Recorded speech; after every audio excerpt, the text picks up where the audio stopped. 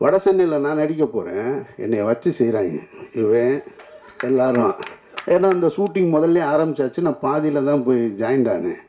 அதுவும் போகும்போது சம்மந்தம் இல்லாமல் ஒரு 70 80ஸ்க்கான காஸ்டியூமு, ஒரு 32 இன்ச்சு பெல்ஸு, ஒரு நீல காலரு, இதெல்லாம் போட்டு அந்த அந்த காஸ்டியூமே நமக்கு ஒரு மாதிரி கூச்சமாக இருக்குது. அதோடு போய் உட்காந்தா, வாங்க வாங்க வந்து உட்காருங்க, வந்து நம்ம சங்கத்தில் சேருங்க.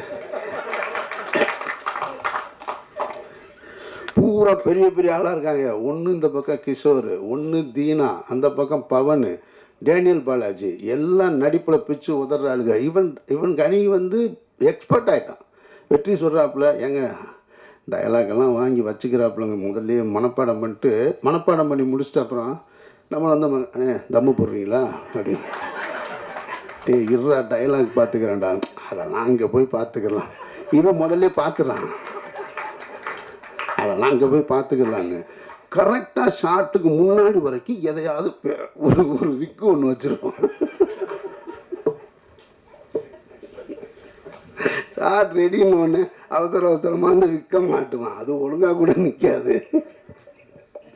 அண்ணே விடுங்கண்ணே, அது பாருங்க டேக்கு முன்னாடி சரியாயிரும் பாருங்க. ஸோ அதாவது ஒரு ஆர்டிஸ்டாக ரொம்ப அழகாக ஹேண்டில் பண்ண ஆரம்பிச்சிட்டான்.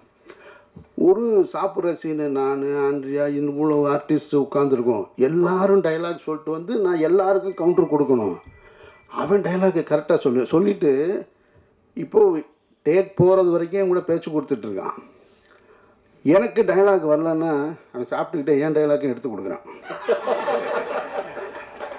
நான் அசந்துட்டேன். நான் இரடா இவ்வளவு வந்து இதுக்குள்ளே எனக்கு பஞ்சமிட்டாய் வண்டி தான் ஞாபகம் தான் வருது. அங்கே இருந்தவன் எங்கே வந்து நின்று நம்மளே போட்டு இந்த பாடுபடுத்துகிறானே. நான் யோசிச்சு பார்க்குறேன், அந்த கனியாக இன்னைக்கு எல்லா இண்டஸ்ட்ரியிலையும் மிகச்சிறந்த நடிகராக